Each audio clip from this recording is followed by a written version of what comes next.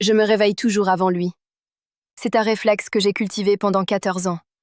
Cette façon de glisser hors du lit sans faire crier les lattes du plancher, de traverser le couloir comme une ombre, de poser la casserole sur le feu avant même que la lumière du dehors ne soit décidée à être du jour, ou encore de la nuit. Notre appartement au 2e étage d'un immeuble en briques rouges de la rue des Vanneaux sentait le soir la pluie sur le bitume, et le matin, le café est quelque chose d'indéfinissable, ce parfum propre aux maisons où 2 personnes vivent serrées depuis longtemps. Ce n'était pas le parfum du bonheur, c'était le parfum de la permanence. Théodose travaillait dans l'assurance maritime, un métier dont il parlait peu et qui, à mesure des années, l'avait rendu plus méthodique, plus attentif aux clauses qu'aux personnes. Il rentrait avec sa sacoche en cuir marron, ses dossiers et ce silence particulier qui avait changé de nature. Autrefois, c'était un silence paisible, celui de quelqu'un qui a besoin d'un moment avant de revenir à la vie domestique. Mais depuis l'automne, ce silence était devenu compact, chargé, comme un ciel bas avant l'orage. Je sentais qu'il portait en lui des mots encore non formulés, et je me demandais lesquels sortiraient les premiers. Il sortira mardi matin, pendant que je réchauffais du gruau d'épeautre. Il était assis en face de moi, les 2 mains à plat sur la table, et il parla sur ce ton qu'il réservait aux réunions de copropriété. Celui de quelqu'un qui s'est préparé, qui a réfléchi, qui ne veut pas qu'on lui réponde avant qu'il ait terminé. Il dit que nos dépenses alimentaires étaient disproportionnées, que lui seul travaillait, que la situation ne pouvait plus continuer ainsi, et qu'à compter d'aujourd'hui, chacun financerait ses propres repas, lui les siens, moi les miens. Tu vois ce que je veux dire, Léonide ? Dit-il en conclusion, comme s'il venait de m'expliquer une clause d'assurance. Je le regardais. Théodose avait 56 ans, des tempes grises que je trouvais encore élégantes, et ce pli entre les sourcils qui s'était creusé avec les années. Il me regardait avec l'expression de quelqu'un qui attend soit des larmes, soit une dispute, et qui s'est préparé aux 2. « Très bien, dis-je. » Il cligna des yeux. « Très bien, chacun ses repas. » Je me levai, rinçai ma tasse, et pris dans le tiroir de la console un carnet à couverture bordeaux que ma cousine Iphigénie m'avait rapporté de Lisbonne. Je l'ouvris à la première page vierge et commençai à noter ma liste de courses. Théodose quitta la cuisine sans rien ajouter. Les premiers jours ressemblaient à une expérience de chimie. Je divisais le réfrigérateur en 2 territoires délimités par un plateau de verre. À gauche, mes provisions. À droite, les siennes. Je collai 2 petits rectangles de papier craft, écrits au feutre fin. Léonide, côté fenêtre. Théodose, côté mur. Il les regarda pendant une longue minute le premier soir, comme s'il tentait de décoder un message en code. Pour moi, ce fut une révélation tranquille. Je n'avais jamais réalisé combien j'avais adapté mes goûts aux siens depuis des années. Je recommençais à acheter ce que j'aimais vraiment. Des lentilles corail que je cuisinais avec du cumin et du citron confit, du tahini artisanal trouvé chez l'épicier syrien du marché Beaumont, des figues séchées, du fromage de brebis qui sentait fort et que Théodose avait toujours détesté, une bouteille d'huile d'olive trouble et poivrée que je versais sur tout. Je mangeais assise près de la fenêtre du salon, avec un livre posé contre la carafe. Théodose, de son côté, acheta des surgelés et du pain de mie. Il mangeait debout au-dessus de l'évier, ou devant les informations. La 3e nuit, en passant devant la cuisine, je le vis debout face au réfrigérateur ouvert, en train de regarder mes récipients hermétiques, comme s'ils contenaient quelque chose d'important qu'il n'arrivait pas à identifier. Il ne dit rien. Je non plus. Le mercredi de la 2e semaine, il m'annonça que ses parents venaient le week-end suivant pour fêter son anniversaire, que ses frères et cousins avaient confirmé, que sa vieille tante Mérope tenait à venir malgré sa hanche. Il mentionnait ça comme on mentionne une information anodine, en rangeant ses dossiers. « Combien de personnes ?» demandai-je. « Une 20aine, peut-être 22. » Je posai mon livre. 22. Ils arrivent en début d'après-midi, reste dîner. Il y eut un silence.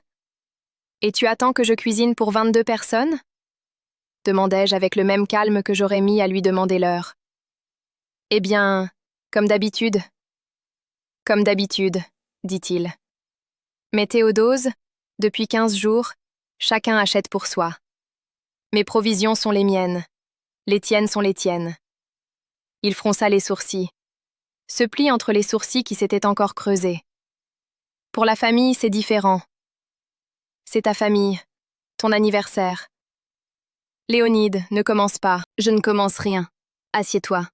Écrivons ensemble la liste de ce qu'il faut. Je sortis le carnet Bordeaux. Je lui dictai les quantités avec la précision d'une logisticienne. Pour 22 convives, une entrée correcte supposait un minimum de 2 kilos de crudité, une terrine ou des rillettes, du pain en suffisance. Le plat principal, un rôti ou une volaille, représentait plusieurs kilogrammes de viande, des herbes, du fond de veau, des garnitures. La salade, les fromages, au moins 4 variétés. Le dessert, soit une commande en boulangerie, soit 2 gâteaux faits maison. Et les boissons, l'eau, le vin pour les adultes, les jus pour les enfants. Théodose écoutait en tapotant la table du bout des doigts. « C'est beaucoup, dit-il.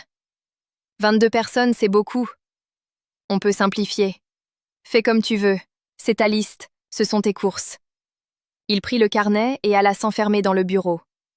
Je fis infuser une verveine, m'installai au bord de la fenêtre et regardai les pigeons se disputer un crouton sur le toit en zinc d'en face. Le samedi matin, Théodose revint du supermarché avec 4 sacs en plastique. Je regardais ce qu'il déposait sur le plan de travail sans rien dire.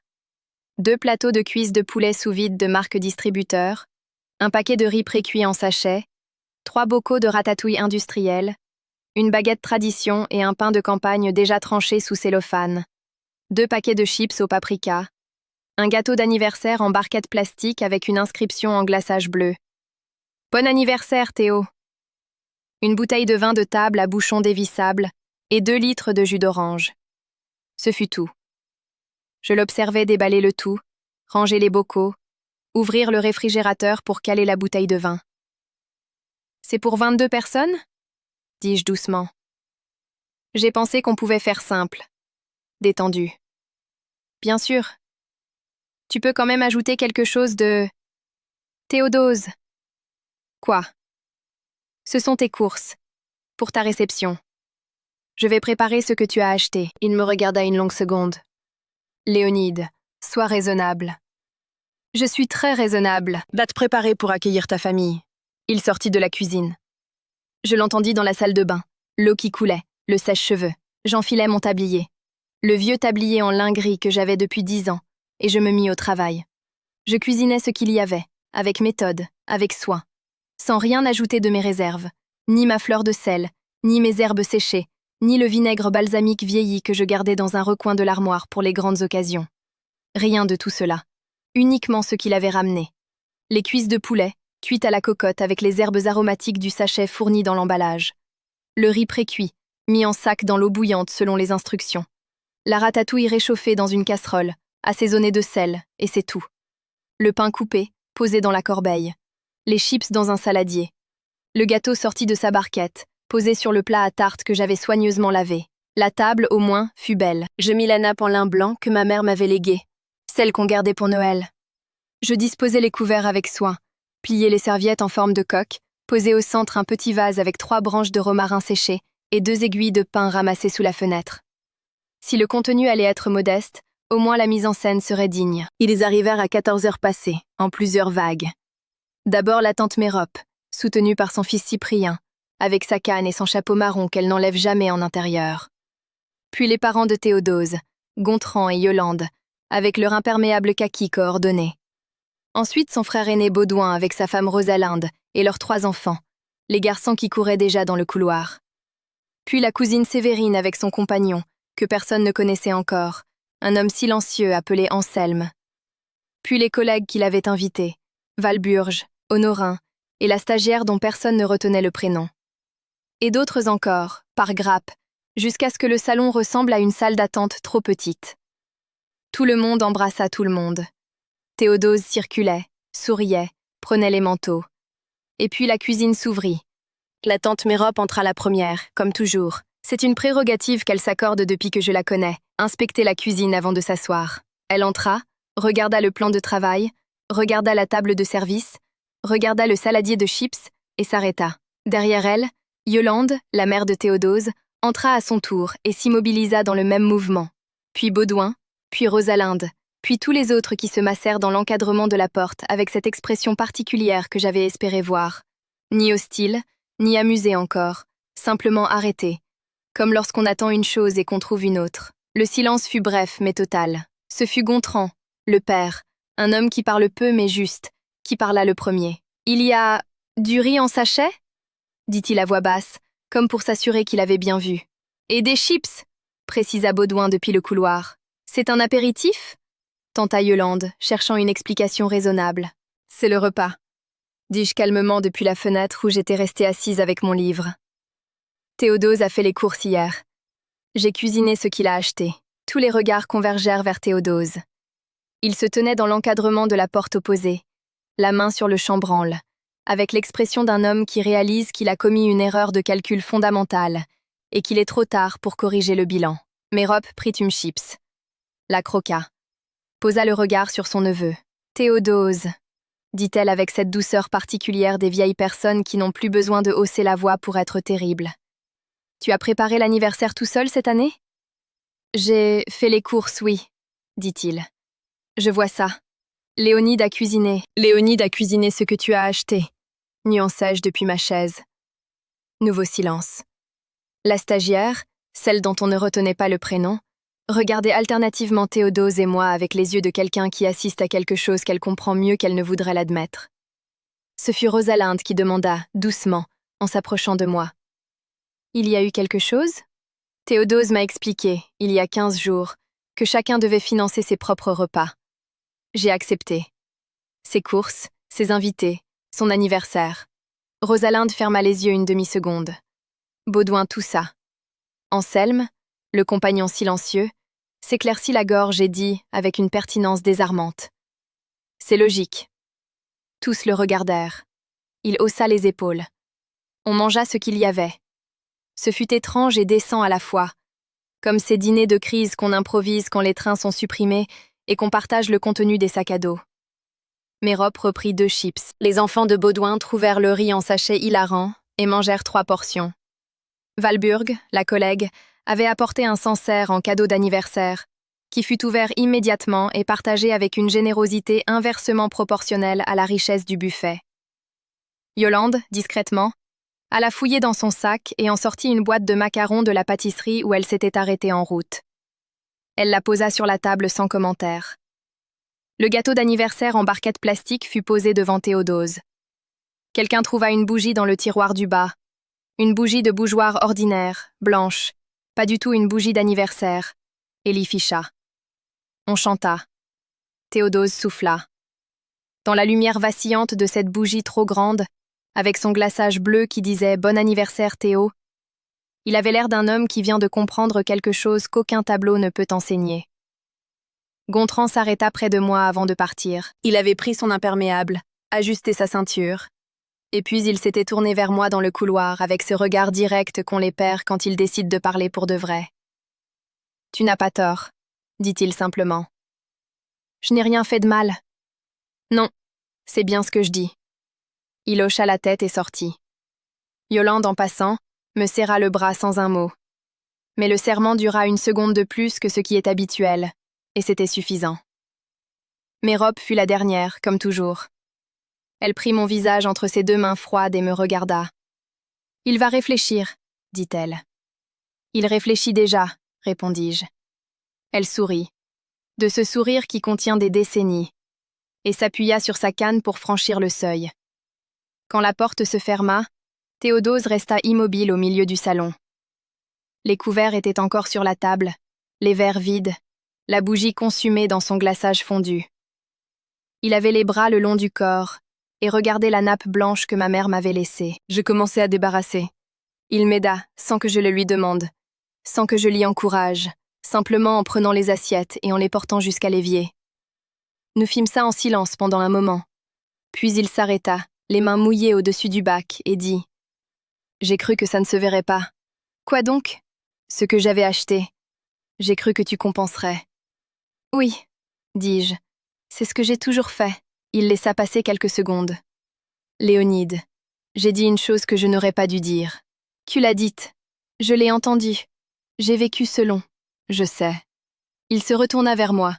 Ses yeux avaient cette expression particulière, non pas de la honte exactement, mais quelque chose de plus profond. Ce moment où une évidence qu'on avait évité de voir devient impossible à ignorer davantage. Tout ce que tu faisais. Je pensais que ça arrivait tout seul. que la maison fonctionnait comme ça, naturellement, que le réfrigérateur se remplissait, que les repas apparaissaient, que les draps étaient propres parce que c'est ainsi. Et maintenant? Maintenant, je sais que c'est toi, que c'était toujours toi. Je posai le torchon sur le bord de l'évier. Qu'est-ce qu'on fait? Demanda-t-il. Demain matin, je vais au marché Beaumont. Je peux acheter pour 2 si tu veux. Il me regarda longtemps. Je veux, dit-il. Le lendemain, il se leva avec moi. Pas en traînant des pieds, pas avec son téléphone à la main. Il se leva, mit ses chaussures, prit son vieux manteau gris et descendit avec moi dans la rue du matin. Nous marchâmes jusqu'au marché Beaumont dans l'air froid. Il portait le panier en osier que j'emporte d'habitude seul. Il le portait sans que ça lui semblât étrange. Chez le fromager, il me demanda lequel je préférais. Chez le maraîcher, il prit les poireaux que j'avais montrés du regard. Chez le boucher, il attendit, et quand on nous tendit le papier brun ficelé, il dit merci avec cette simplicité de quelqu'un qui commence à comprendre la valeur des choses ordinaires. Nous rentrâmes, nous fîmes la soupe ensemble, une vraie, longue, avec un os à moelle et des légumes de saison, qui cuit 2 heures et parfume l'appartement entier jusqu'au palier. Nous mangeâmes assis face à face, lentement, sans télévision, et dehors les pigeons du toit en zinc continuaient leur existence indifférente. Plus tard, Iphigénie m'appela pour savoir comment s'était passé l'anniversaire. Simplement, dis-je, mais honnêtement. Elle rit sans comprendre tout à fait, et dit qu'il faudrait qu'elle vienne un de ces jours. Viens, dis-je. Je ferai à manger pour 3. Quand je raccrochais, Théodose était dans le salon avec 2 tasses. Il en posa une devant moi sans rien dire, et s'assit dans le fauteuil qui fait face à la fenêtre. Nous regardâmes tous les deux la rue des Vanneaux, le bitume mouillé, le réverbère, les dernières feuilles de novembre qui résistaient encore dans la gouttière d'en face. « Léonide, dit-il après un moment. « Oui, pardon, 2 mots. Dis à la tasse, pas à moi, mais dis. »« Je sais, répondis-je, et je bus mon café. » Un mois plus tard, les étiquettes de papier Kraft avaient disparu du réfrigérateur. La division avait cessé d'elle-même, comme se referme une coupure qu'on a laissé guérir tranquillement. Il m'apportait le pain sans qu'on en parle. Il vérifiait s'il restait du café. Un soir, il rentra avec un bouquet de persil plat. « Tu disais que t'en manquais, » dit-il simplement. Et je n'avais rien dit du tout. Je l'avais seulement pensé. Les petites choses. Mais les petites choses, c'est le fondement qu'on ne voit jamais tant qu'il est là. Ce qui s'était passé n'avait jamais été une question de nourriture. C'était une question de mots et de ce qu'ils coûtent. Les mots ne sont pas de l'air. Ils ont un poids, une conséquence, une vie propre une fois lâchée. Et parfois, la meilleure réponse à une parole dure, ce n'est pas le cri ni les larmes. C'est de vivre exactement selon ce que cette parole supposait, calmement, complètement, jusqu'à ce que l'autre comprenne ce qu'il a dit. Ce soir-là, assise près de la fenêtre avec ma tasse, j'écoutais Théodose faire la vaisselle dans la cuisine. Il la faisait mal. Il a toujours mal fait la vaisselle, mais il la faisait. Et ça, c'était nouveau. Si cette histoire vous a touché, laissez un pouce en l'air et abonnez-vous pour ne rien manquer de la suite.